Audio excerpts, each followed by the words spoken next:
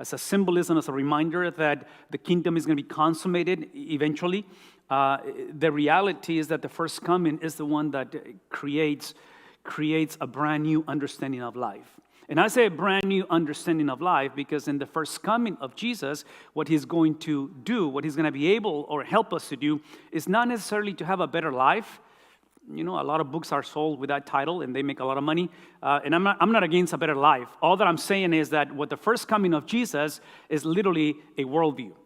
It's not simply a code of ethics. And again, code of ethics as in lifestyle, how we do life, how we make decisions. But the first coming of Jesus changes worldviews.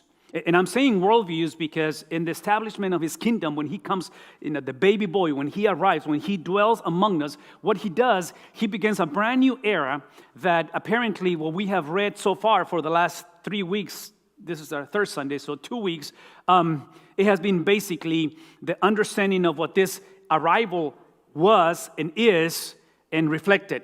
So we have not navigated the first 11 chapters of Romans. We have not because of time. We have focused on the implication of the arrival. And the implication of the arrival has to do with the code of ethics. But the worldview is basically chapters 1 through 11, because chapters 1 through 11 is not only the arrival of Jesus, but now we're talking about what does that mean. Well, in other words, now that we are at the end of 2020, now that we are facing the reality of a brand new year with brand new challenges, we're fixing to get into a new chapter in governmental, experiences for the nation. Many of us were going through different phases of life. What does that mean? And Paul, writing to the Romans, which they were also, facing a lot of their own challenges in their time, he is going to begin with a worldview before he introduces a code of ethics. I'm going to say that again. He's going to begin with a worldview before he introduces a code of ethics. So chapters 12 all the way through the end of Romans is basically the code of ethics. This is what it means. This is what you do now that Jesus has come. But chapters 1 through 11 is the emerging representation, repackaging of that worldview. See, the problem for the church in Rome, which I believe this is exactly where we are. I'm a little prejudiced. I'm biased over these things because I look at my struggles. The problem when we misunderstand the first coming of Jesus, Christmas, when we, for whatever reason, we are so consumed by the second coming. We are so enamored by how things are going to unfold and all this, kind of a mystery, uncertainty of the future. If we disregard the first coming, I want you to hear this. Potentially what the church has done, and the church did 2,000 years ago, they, by default, because of the circumstances, they literally shifted things around. And what the Bible introduced as a worldview, meaning the gospel, meaning what God has done without my help, that's what the gospel is, what God has done without my help, Romans 1 through 11, the church, tragically, in Rome, they switch it around. And what I mean by that is, this is what I mean by, see, the church in Rome, they thought that their salvation depended on their code of ethics. The things that they did, the things that they didn't do. So this is the point where I believe where we are today, because we are so overwhelmed by circumstances. We are going through a lot of unexpected, unprecedented situations. 2021 has a mixed kind of a emotion of excitement, and yet, okay, so are we going back to school teachers, governmental officials, all these things, and for whatever reason, we are so driven by a code of ethics, meaning as in, let's get this thing going, let's reopen churches, let's reopen business, we're and nothing wrong with those things, but there's got to be a foundation of our code of ethics, and again, 2,000 years ago, the church tragically misunderstood, so in the church, in the life of the church in Rome, at the epicenter of culture, people were confused. So Jewish people were arguing against Gentiles over behavior and practices and laws, and then Gentiles were simply, compromising and negotiating the worldview of the scriptures. So Paul, as an inspired author, as an apostle, he has to come and settle the issue and says, guys, just hang on, just listen. So he is going to invest 11 chapters to remind and pull back the church and say, your code of ethics, your lifestyle, your behavior is extremely important, but that's got to be the result of a worldview. And the worldview is not a Jewish worldview. The worldview is not a Gentile worldview. The worldview is not a Roman worldview. The worldview is not a Greek worldview. The worldview is the worldview of Jesus Christ.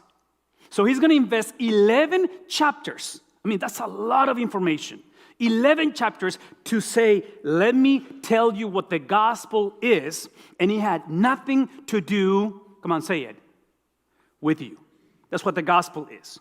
Now, once he settled those 11 chapters, once we realize that God is among us, once we realize the way God reveals himself, now he moves into chapter 12 and says, now let's talk about what that means. Let's talk about how that looks in your context. So chapters 12, again, all the way through the end, is basically what it means. Personally, I'm more than convinced. This is what I'm convinced today. I'm convinced that because of the certainty of chapters 1 through 11, the worldview, because the worldview walked among us, because Emmanuel walked among us, we got the freedom not to be exempt from difficulties, from COVID, from challenges, from a better, again, I'm not against, the blessings. But the freedom that we have is that we have the ability right here, right now, we have the ability to convey the worldview of the Bible by becoming the church that in community we're able to exemplify, to crystallize, to exercise, to really help the world to say, this is what Jesus said, and this is what Jesus did, and this is what it looks like. So Romans 12 through 16 is nothing else but Paul telling the church, you are responsible, not only that you received a worldview, you receive a brand new understanding, you are a brand new race. You're not the better version of yourself. You're a brand new. Now you're responsible to translate that and help government officials, help families, help foreigners, help each other to understand what does that mean. I guess for me, because I am so driven by doctrine, I love the scripture so much, and I love to study the Bible. The challenge many times is not doctrine. For me, the challenge is to remind myself that doctrine is always relational. I'm going to say that again. Doctrine is always relational. There is no way we can continue, like the church in Rome, to use doctrine to crucify the brother, to use doctrine to put God on our debt and say, how come? What happened? How can you allow this? We cannot use doctrine, the Bible, to come back and simply, again, at the expense of emphasizing or being overwhelmed by the second coming, disregard that when he showed up, the first coming is nothing else but God displaying his worldview and saying, whosoever, and once you are part of the whosoever, which is the first 11 chapters, now you move into chapter 12 and following to say, this is what it means. This is what it means to be a follower of Jesus. This is what it means for you to embrace the first coming. So now here's the challenge. And again, I say challenge because the irony of the story is that this expression of the worldview of Jesus, this quote of ethics, this incarnation, this evangelistic way of doing life is through relationships. And Paul is going to invest, again, chapters 12, 13, 14, and following, that these relationships are experienced in the context of the church. In the context of Christians. And when I say Christians, obviously I'm speaking of Christian homes, churches, an environment of Christians. And then he's going to move to the non-Christians yet, because we don't know who's going to be saved, so we call it yet, right? We don't send anybody to hell. It's just that we believe that that's exactly why we need to do this, so people can come to know Christ. And then eventually, he's speaking to the government.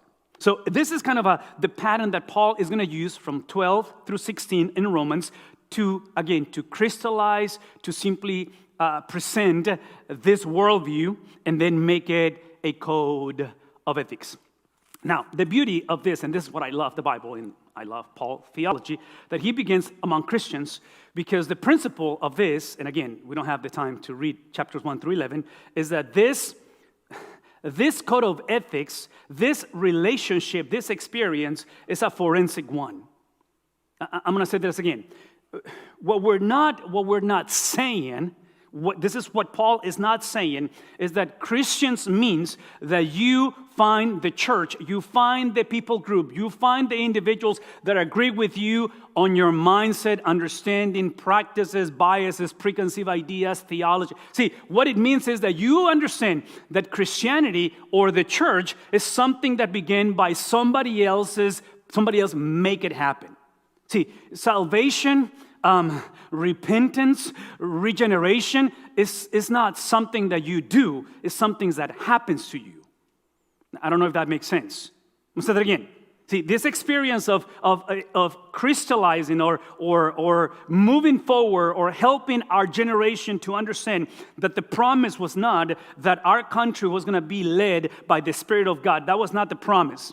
The promise was not that your family was going to be in an ideal situation or the church. The promise was that in spite of the circumstances, without condoning the circumstances, what he promised is that he was going to give us a forensic agent, that this forensic agent was going to equip the church with the spiritual gifts and the fruits of the Spirit, which is nothing else of the forensic agent, which his name is Jesus, the worldview, the newborn king, and it's his behavior and it's his mindset or his thoughts, his way, his process. So when you think about Christmas is literally the incarnation of that forensic agent that has been described, introduced through human history. Eventually, Paul uses 11 chapters to remind us about the character, the person of Jesus. And now 12 and following is the church exercising the person of Jesus. And in the context of the church, that's what the church has been equipped with gifts and has been equipped with the fruits of the Spirit. Now, once again, the challenge for the church in Rome 2,000 years ago, the challenge for the generation of Jesus, which it was literally the behavior and the mind of Jesus being incarnated, reflected. Jesus is walking among them. Emmanuel became a man, grew up into this Jewish carpenter, Jewish rabbi. He speaks to the generation that tragically is struggling with the same thing that you and I struggle. Because the question is, why do you sing? Why do you call? Why do you go through all this liturgy? Why do you go through all these practices that are not necessarily wrong in themselves, but you compromise or you negotiate the purpose of this calling me Lord? So he says, why do you call me Lord, Lord, and you do not do what I say? Why is it that you keep on doing that? I think that's exactly where we are today. I think we have a generation of Christians, if you're like me, if your family is like my family, is that a lot of times what we're trying to do is to avoid craziness and brokenness, where in reality, God has called us. That in the context of brokenness, in the context of, again, 2021, that only God knows how that's going to look, right? We are called to literally do what He has said. So I'm going to say this one more time.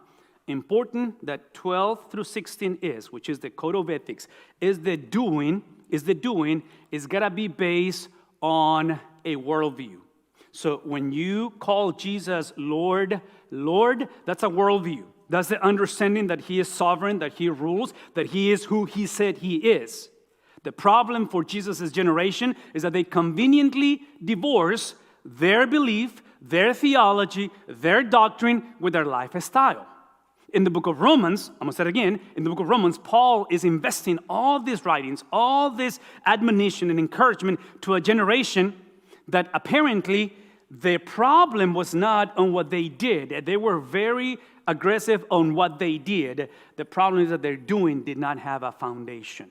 So again, as we move into this new experience, here is what I think the challenge is going to be. We read this from day 1, chapter 13, speaking of incarnating, expressing, crystallizing the worldview. In other words, chapter 13 is game day. Chapter 13 is crunch time. Chapter 13, for us, in the context of the United States of America, is a brand new governmental officials, brand new people leading, our country, our communities, our states, our generation. Look at me for a second. See? And this is the opportunity without implying that God approves what the government does all the time. This is the opportunity that we have as believers to exercise the worldview of Jesus in a very non-Jesus environment. Is anybody tracking with me? I'll say that again. He never promised he was going to give us the best scenario, the best family situation, the best financial situation. All that he promised, he was going to give us the ability to exercise, to crystallize, to demonstrate, to illustrate a worldview through a code of ethics. And this is why he says every person must be subject to government authorities. And again, your reaction and mine is typically, well, that just depends what kind of government authorities you're talking about. Are you talking about my husband, which is his X, Y, and Z, or my son, or my daughter, or my situation at work? What are you talking about? And apparently, he is not negotiating what type of governmental officials. He's basically saying, I need to do that because there is no authority. Here's the worldview. The worldview is that there is no authority except from God. That's a worldview. Which implies those which exist are, again, this is the worldview of the Bible. They are established by God. So I'm going to say that again. This worldview, we get the opportunity in 2021, as we close 2020, to exercise, to crystallize. And the crystallization is how we lived, how we do life, under the authority, under the submission of God. This is why Paul is going to spend the next few verses, and if you go back with me to chapter 12, this is how he wants us to do this. If you and I want to dream with a 2021 or the next 4 years of this next presidential governmental season of our lives, if you and I really hope for the God of the Bible to simply permeate and simply do what he can do in the life of this nation, please look at me for a second. Apparently, Paul is telling the church in Rome, and he's telling our churches, our families today, that this experience of submission to the government officials is the domino effect of something that happens. And again, if you remember, I'm not going to go back for the sake of time, but remember I put relationships, Christians, non-Christians yet, and then government. So what happens in the public life, what happens in communities, what happens in society is a result of what happens at a personal level. See, what has been exposed in a sense of the public life is a result of personal level. This is why he begins by saying you need to love, Church of Jesus, you need to love, and the love needs to be free. In other words, stop loving with hypocrisy. That's what he's implying. So he's not hoping that they will never get into this duplicity, dual kind of a view that we have been hypocrites, right? That we love, but we conveniently translate love based on personal preferences, skin color, because Jewish and Gentiles in the Church of Rome, because of circumstances. So are you asking me to submit to Nero, to submit to the Roman government, which they are oppressing us? Is that what you're saying, Paul? Are you telling me that although things at church are upside down, you're asking me to simply, get along with the program? Well, what do you mean by loving? Well, one of the things that he means by loving is that loving is not tolerating. Stop tolerating. Stop doing love with hypocrisy. Stop thinking that you can simply pray for your government. You can simply look at the government, look at public life, look at society, Christians, churches. Look at what's going on, and you look at the plank. You look blank at in their eye, and you do not see your very own, what is it? Log? So you got to stop loving each other with hypocrisy, because it is not love. If you involve hypocrisy, it's not love. So in my mind, again, trying to illustrate this, do I need to explain? Do I need to tell you what that means or what it is? Anybody? Somebody? You've been here, right? You've been here all these years. All right. Well, what about this? See, here's my point. When Paul says love, the word love is the emblem, is the icon, is the symbol of Christianity. Because that's the character of God. So if you were to define God through a symbol, if you were going to put God without words, it's exactly the word love. So Paul is basically saying, if you or as you pray for your government, As you pray for those who are literally creating and building the future of those who haven't even been born yet. You must begin by understanding that at a personal level, you need to love without, what is it? Yeah. Now, what is it that he's describing with hypocrisy? Well, again, using the images and the symbolism, this is what typically do in theatrical presentations, that you have, it's an expression behind a mask. That's what it means, hypocrisy. And apparently the church in Rome were dealing with this component that because of skin color, because of, again, personal preferences, practices, laws, regulations, or maybe just this, mindset of Gentile, Greek philosophy, Roman practices. See, the church is a melting pot of diversity. And the one thing that Paul is describing is that he wants them to make a conscious decision to love one another. This love, watch this love, and this love without hypocrisy. Is to understand that this is that our relationship. Look at me. Oh my goodness. I said it already. Chapters 1 through 11 is the worldview. Our worldview. See, love is the incarnation, is the expression, is the crystallization of our worldview. In other words, chapters 12 through 16 is what happens as a result of chapters 1 through 11. So if we continue to be the generation that we negotiate love by doing it with a duplicitous mindset, that we do this conveniently, that we pick and choose whoever we like, and then the rest is just like, whatever.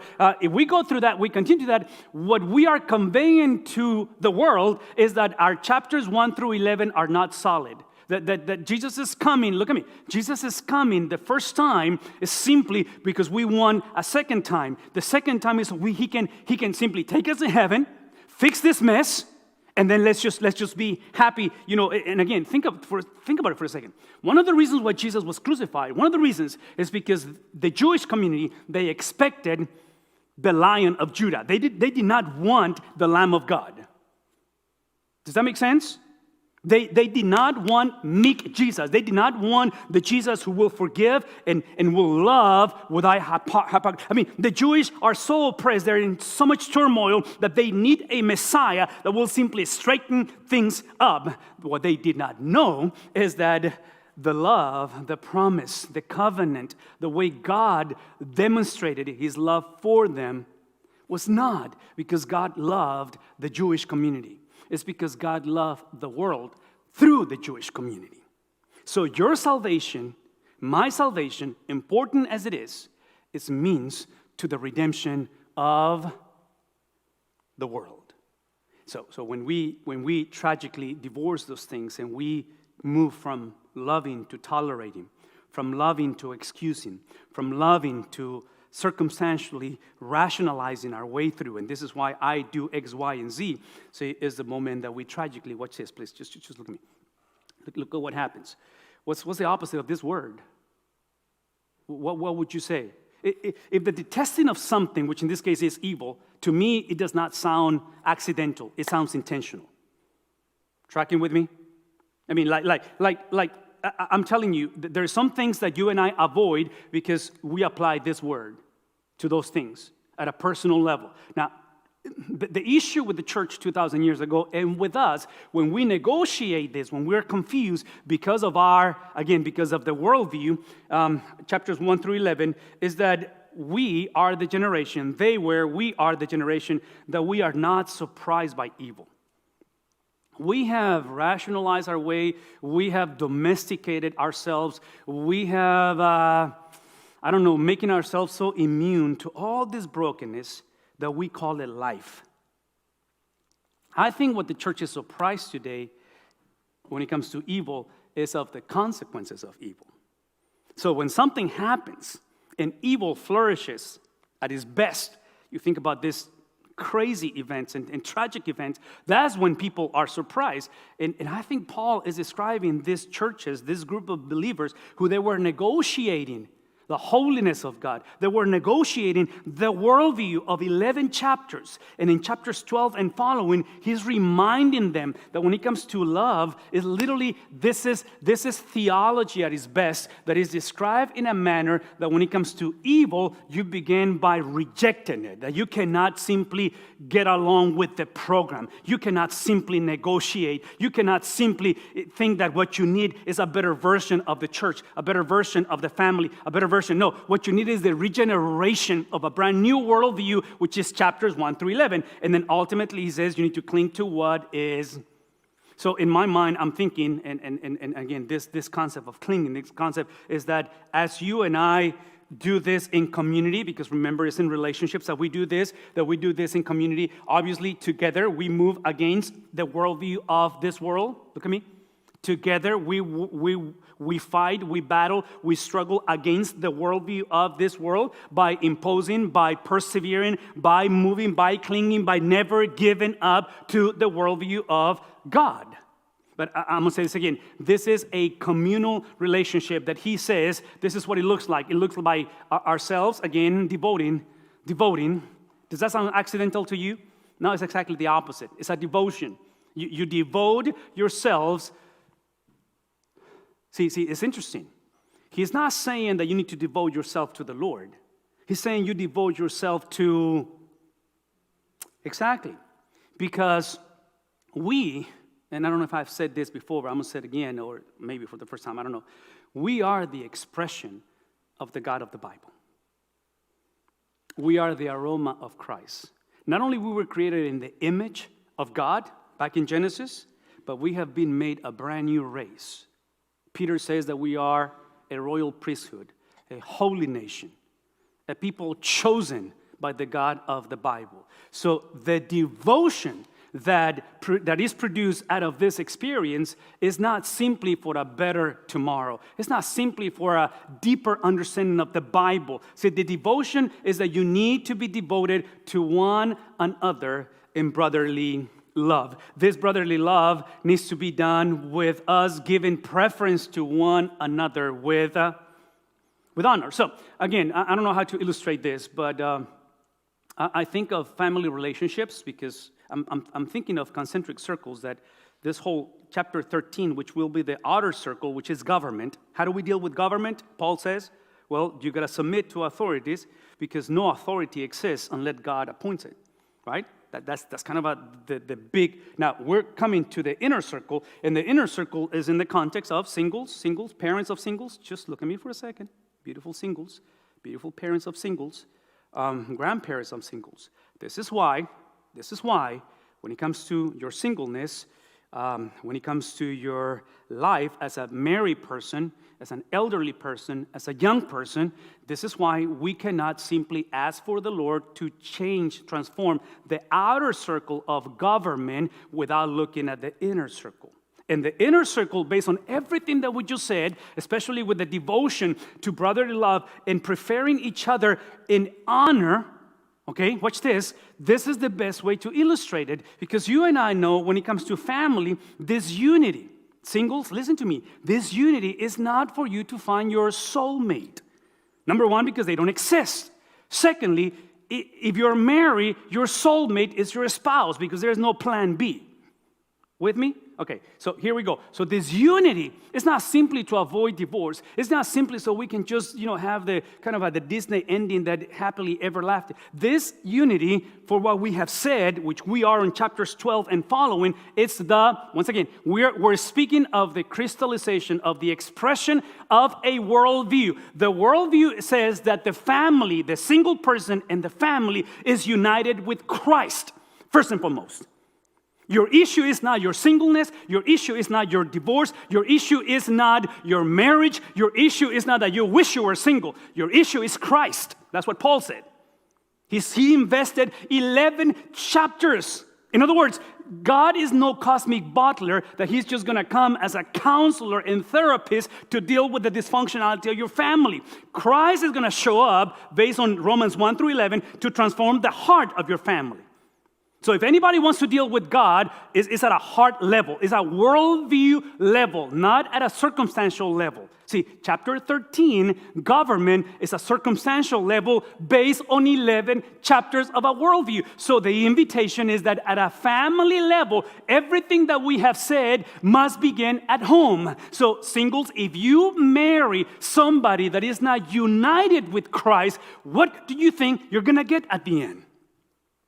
Well, what do you expect? So the point in here is that this unity is with Christ that produces unity. By the way, look at me. This unity is a forensic unity. Your salvation and the salvation of the family is the result of the God who is a triune God, Father, Son, and Holy Spirit. That unity produces salvation. This unity is not your passion, your desire to seek the Lord. I'm glad you are, but listen. If you desire to seek the Lord, it's because you're already saved. Unsaved people do not have the desire to be united with Christ. Anybody following? Oh my goodness, I can preach another sermon right here, church. Come on, talk to me. Unsaved people cannot, because they're deaf. They have no life within them. They're deaf spiritually. So if you are married, if you're raising, if you have a father, a grandmother, that they have no desire for the things of God, more than likely, I know this sounds judgmental, but more than likely, they're not saved. Tracking? Now, I do believe that Christians can potentially lose their Christians, obviously, because Paul is illustrating that Christians can potentially start living life in hypocrisy. Christians can potentially start, embracing evil desires. Christians can potentially, definitely, instead of devoting themselves to one another, they devote themselves to self-centeredness. I understand that, and this is why Paul is writing. But I'm just giving you in a very, I'm so limited in time. I'm just giving you this nutshell because if this is family and this unity is based on a covenantal relationship among each other, because we walk into this aisle and we said, until death do us apart. Anybody tracking what I'm saying? If that's the covenantal relationship, this picture of mom, dad, and kids, the color, the differences are simply in function, not in essence. Dad is not better than mom. Mom, see, all this feminism, this nonsensical thing of ladies allowing, men to abuse you. It's just pure breaking, violation of the covenant relationship. And it's gonna, this abuse component is going to hurt at the unity level with God. Because the problem is God, right? Okay, all that to say, look at me. If this makes sense, and I hope it does, I'm so limited with time to explain this. If this is, I don't know if I'm connecting the dots for you in here. Look at me. Don't miss this. That's exactly how church is supposed to be structured. That's how we navigate church. I just don't know why, as a generation, we keep on divorcing the unity and the brotherly love, the intentionality of loving and caring in family circles. We do not make the connection with the church. So church becomes optional. Church becomes the place where if I go, it's because of X, Y, and Z. Church is about my personal prayer. In other words, look at me. Any marriage that is going to survive, any family that's going to live in unity with Christ is about selflessness. Right? If you want to stay married, somehow you're going to have to negotiate some of the things that you think are non-negotiable. Well, see, this is why we keep on inviting singles. You got to get married young, because the older that you get, the harder it is for you to yield into your personal prayer, because you're so used to doing life on your own. It's not because you're evil or broken, although you may be, but the issue here is just simply that if this is going to work out, the Bible presents the structure of the church. Paul is speaking to the church in Rome through the lenses of how we structure family. And I'm going to say it again. In family life, quitting is never an option. Does that make sense?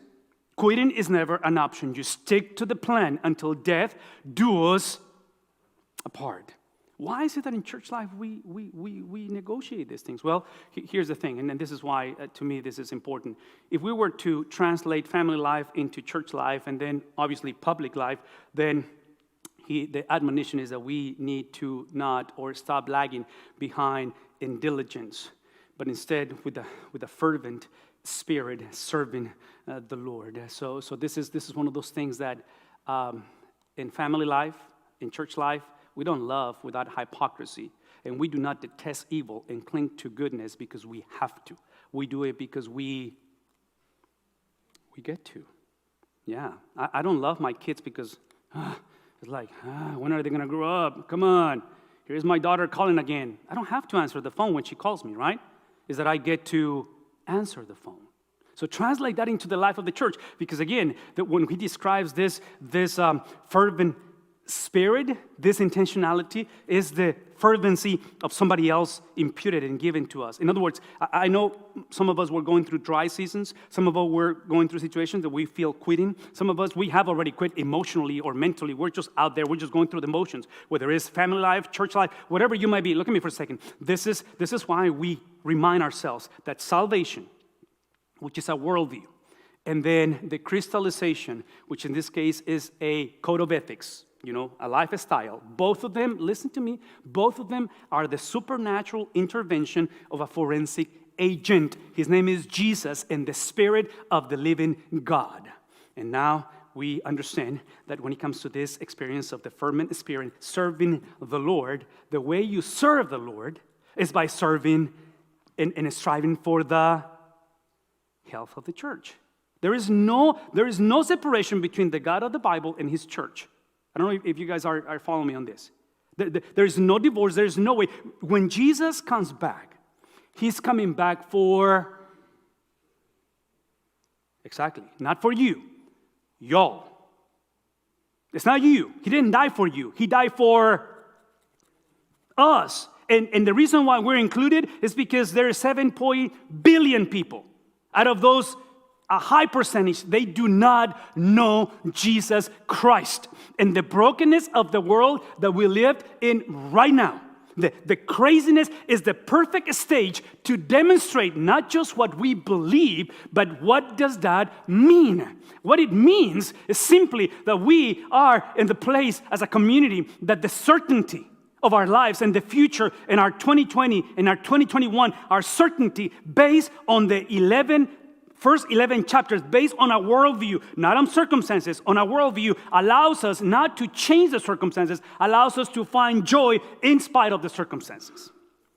That's the promise. That's what the world wants to see. The world knows, people know that we're so limited. People know without really knowing that we are under a Genesis 3 world. People know that the prince of the air, his name is Satan. People know that this world is only going, come on.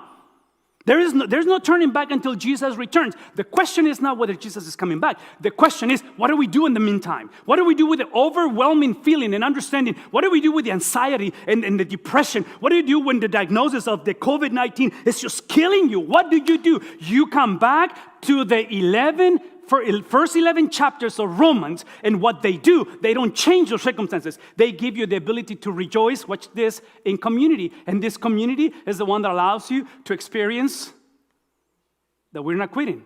And we're not quitting not because things are getting better. Look at me. We're not quitting because the moment that you embrace the first 11 chapters, the certainty of the first coming of Jesus that has transformed the world, and that changes the disposition of your heart and my heart and our hearts, gives us the ability to persevere. Because, look at me, this worldview plus a code of ethics, meaning chapters 12 through 16, will always, this plus this, will always produce tribulation on a Genesis 3 world.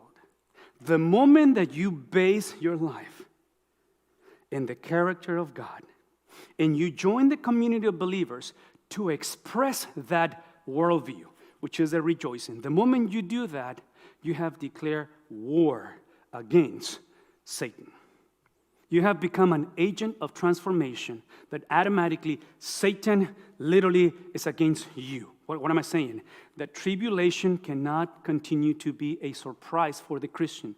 Peter has taught us, when we went through 1 Peter, that Peter just wants to make sure that when you experience tribulation, is not the result of the lack of a worldview, meaning the worldview of Jesus, and the lack of living in community, in isolation. So apparently the church that has been dispersed, 1 Peter, they were going through tribulation exactly for the wrong reasons, self-inflicted. Well, for us, it's the concept of persevering. And this perseverance is, is translated into a life of devotion to prayer. See, what prayer is going to do, has done, and will do. Look at me. Look at me. Yeah, we're about to go. Just look at me. What prayer does,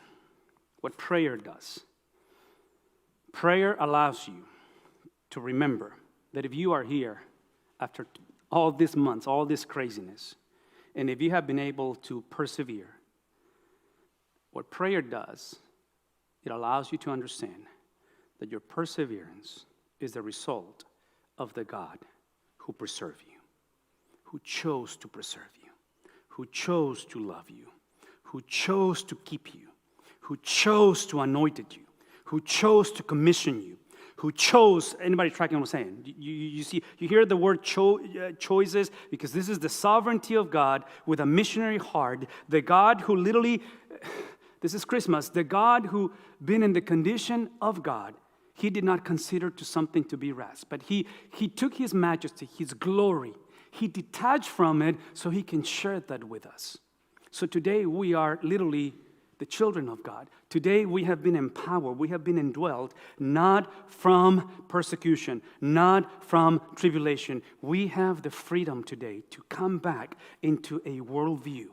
I'm not asking you to change your behavior, to get better, to stop whatever you're doing. All that I'm asking you is that if you have never embraced the worldview of Jesus, the understanding that he is God and that you are not, that he is who he says he is, see, I'm inviting you to come and find the rejoicing in the context of community. Dysfunctional as we can potentially be, just like your family and my family and our communities. Look at me for a second. The promise is that this worldview always calls us and flourishes in community. There is not such a thing as somebody who embraces the worldview of Jesus Christ to live in isolation. Why? Because of Philippians chapter 2. Because Christmas is about the God who literally comes and dwells, and not only just dwells among us, he doesn't just come and fixes the issue. What he does, he empowers, he calls, he wraps, he brings people who were not supposed to be a part of this kingdom. He calls individuals that were far away from God. None of these people were looking for God. It's the mercy of God, the glory of God, the majesty of God just coming and dwelling among us in a manner that when you pray, you'll remind yourself that if Christianity is here after 2,000 years, if the gospel is here, if this church is here after 2,000 years, you and I understand that is the result of a worldview expressed through the life of broken vessels like you and I. That if this church and this gospel is going to permeate into the next generations, talking about your kids and my kids, and the kids of our kids and the kids of our kids, it better be based on a certainty, on a worldview that has not been changed, that will always remain the same. 11 chapters of the book of Romans. It is what God said about himself, expressed and manifested in the birth of a brand new baby.